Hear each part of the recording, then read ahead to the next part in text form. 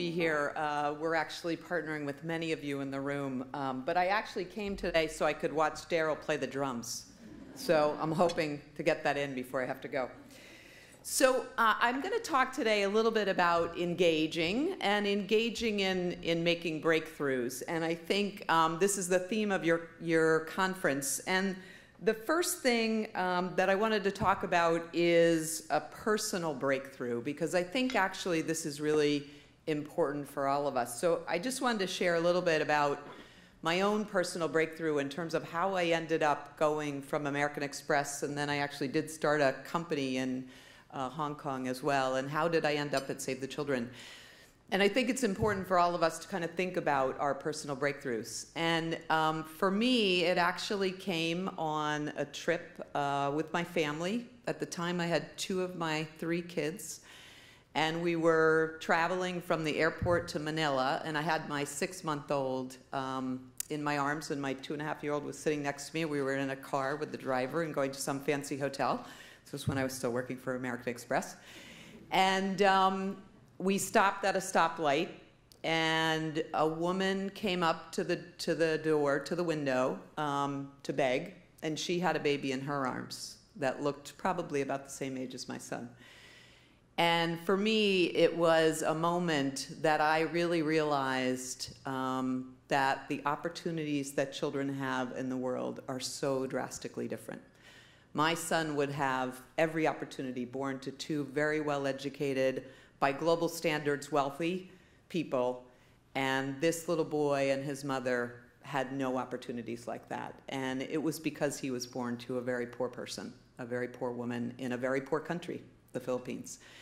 And for me, that was really the inspiration to change my life very dramatically from the track that I had been on, and to say, was there something that I could do with the skills that I'd learned at Darden, at Bucknell, and at American Express, and starting a business, that I could actually try to change what I saw as a really big injustice in the world, that a child would be born, and the moment they were born, they would really have virtually no opportunities. And that's really why I went to Save the Children. And that was 17 years ago, and I was not a child. But I think it's important for all of us to think about what's our personal breakthroughs. And I believe that you can have those breakthroughs anywhere you are. You don't have to work for an organization like Save the Children. You can work for a corporation. You can work for a small organization, a big organization, all different types of organizations, and you can actually make a huge difference. But I think it's important for you to connect into your personal breakthrough. So I just want to start by sharing that. I want to talk a little bit about the breakthroughs that Save the Children sees for the world's children. And we've actually been spending a lot of time thinking about this because we're thinking about our next kind of strategy, and we looked out to 2030. And we said, what's the world that we want for children in 2030? And there were 3 things that we said we wanted to really change for children. One is we wanted to end the preventable deaths of kids.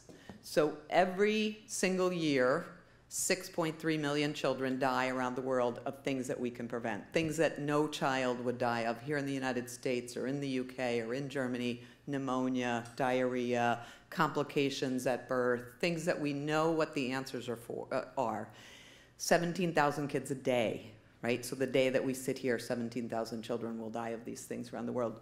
That's something we can actually put an end to. So, and I'll talk later about the progress we've made on that, but that was our first goal. Let's end, not kind of reduce it by 2/3, or let's just end preventable deaths of kids under the age of 5. So that's the first one. The second one is we want to make sure that every child gets into school, but also learns when they're in school. And we've been spending tons of time getting kids into education over the last 15 years. But we have found that a lot of times, first of all, 5th grade is as far as a lot of children that we work with ever get. So they get to 5th grade, and that's considered educated, and that's what they do. We want more of those kids to go on, but we want every child to be able to read, have basic writing skills and basic numeracy skills by the time they get out of that 5th or 6th grade, because that's all they're going to get. So we have to make sure that they get into school and they learn. And then the third breakthrough for children that we put out there is that we want to change the way the world thinks about treating children when it comes to violence. And sadly, children are oftentimes the victim of violence in times of war, domestic violence, violence in terms of labor situations, very difficult and dangerous labor that kids work in.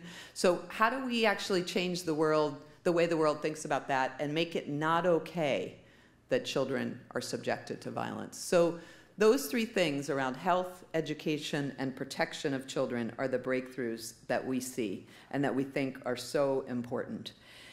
And this breakthrough is really about, again, changing the way the world thinks about kids. And that's what our mission says, is we're going to make breakthroughs in the way the world treats children and in the things that they do. So again, violence and education are the two other things. But we will not be able to do that by ourselves. There is no way that Save the Children or any of the organizations like Save the Children, and we work with many, many like International Medical Corps and UNICEF and IRC and many other organizations that you all have heard of, but even collectively, we won't be able to do that ourselves. And we have something we call a theory of change as to how we drive change for children. It starts with building evidence on the ground, getting things done for kids, but understanding what works. But then we take that evidence and we try to get policy change to happen at national government level, at global level, because as Daryl said, what we're about is scale. We're trying to make difference at scale. And even though Save the Children is big, and we reached 140 million children over the past year, that's not enough. We've got to be able to do more, and governments have to be able to do more. The third thing we do is make sure that change gets to happen at scale. And then we do all of that with partners. And more our partners are the corporate sector. So Save the Children works with about half of the Fortune 500 around the world. And I'll talk a little bit about what those partnerships look like. But we'll never be successful unless we engage with many, many partners. So global engagement and how we think about it. We have many partners in the room. I just looked at the list kind of this morning. Keurig Green Mountain, Merck, Xerox, American Express, Google, GSK, IBM, Johnson & Johnson, MasterCard, PNC, Toys R Us, UPS. There's probably more, but those were the ones when I looked through the list. We work with all of those companies, but we do it in very different ways. And I think one of the biggest things that has changed, I think, in our world since the time I came to Save the Children 17 years ago to today is the nature of those partnerships. It's not about writing a check to Save the Children. That isn't what we consider a partnership. What we consider a partnership is really engaging with you and talking about what are the objectives that we have for children and what are the objectives that you have around the world. And that's where the best partnerships happen. They happen on a couple of different levels. One is programs in the countries which you all feel are important. Obviously, most of the companies here have business internationally, big business internationally, and we do work in 120 countries around the world. So part of it is about those programs. But a big piece, a bigger and bigger piece is how do we work together to leverage our different skills? We have a huge platform around the world. You all have skills in R&D, in product development, in communications, in marketing, right? Those are skills that actually Save the Children really needs if we're going to get to those three breakthroughs that I talked about. Ending preventable deaths, every child in school, and changing the way the world thinks about violence. Those are skills that are really valuable to us. And more of our partners are doing this kind of partnership that's really about how do we bring the skills of an organization into a place like Save the Children. And that's a bigger and bigger part of what we're doing. And then how do we engage your employees? You know, all of you in this room know that your employees really value the fact that your companies are really engaged in the social sector and they are doing things to make a difference in the world. How do we engage your employees? And again, many of our partnerships will do that. So I wanted to just give you a couple of examples of things that I saw on a recent trip to China, which is an important country, I'm sure, for most of you. And I saw 3 programs there. So this is 3 illustrations of programs where we're working with companies. One was a program with Chevron, and we're working with them in developing an app which actually can be used on a very inexpensive mobile phone, $70 Chinese mobile phone, and it actually tracks vaccinations of kids in villages.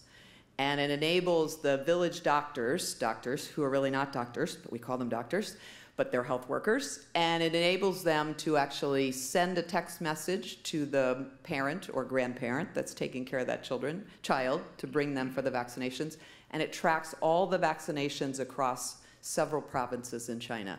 So this is really important because it tells us where kids are not getting vaccinated, it tells us what vaccinations they're missing, it gives us an opportunity to say where are the biggest risks for children in terms of not getting the vaccinations, and it's a very easy to use application. So that's one example. Chevron is working with us there. Another thing I saw in China was a program that was funded by IKEA that's about inclusive education. So in China, education rates are quite good, but disabled children, 0 opportunities to go to school. Still a lot of stigma around disabled children. No concept of mainstreaming kids into regular education. So that's a program where we're trying to introduce this idea of mainstreaming of kids into education in China. And that was a really important program. And then the third piece was actually a global partnership with Accenture, which is called Skills to Succeed. Skills to Succeed is a really forward-looking partnership because basically the premise is that for an organization like Accenture, their future is all about their workforce.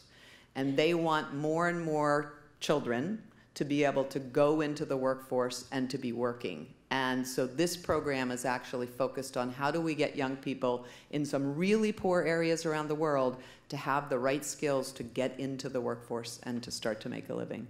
And so it's a program that spans about 6 countries across the world. So those are just a couple examples of programmatic work that we do. One of the other important things that we're doing is working with companies on engaging youth.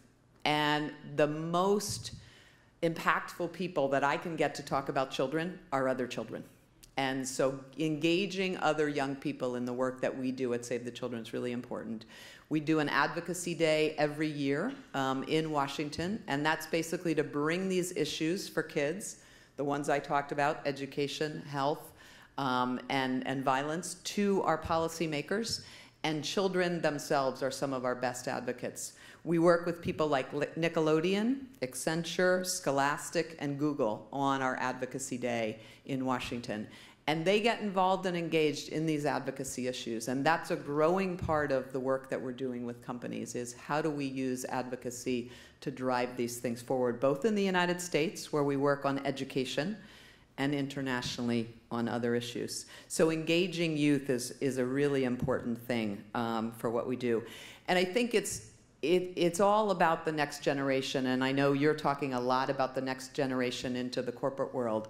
I think one of the things that I've seen in working with these young people is they really want to know that whatever they're going to do next, whether it's go into the corporate world or go into the nonprofit world or go into something that's the social impact sector that's somewhere in between, they actually want to know that they can make a difference. And I think a lot of you are probably seeing this when you have young people coming to interview with your companies. They're going to ask you about what your company is doing in this space. They really do want to understand and be a part of. And as Daryl said, the millennials are going to be all of our bosses soon. So they really do want to understand what you're doing, and they want it to be meaningful.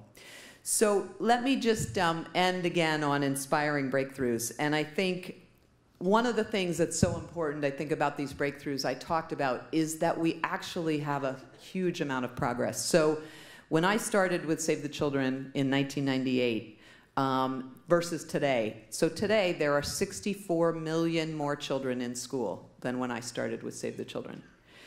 More than 15,000 kids will live today than lived on a day in 1998 who won't die of preventable deaths. We've basically cut that number in half.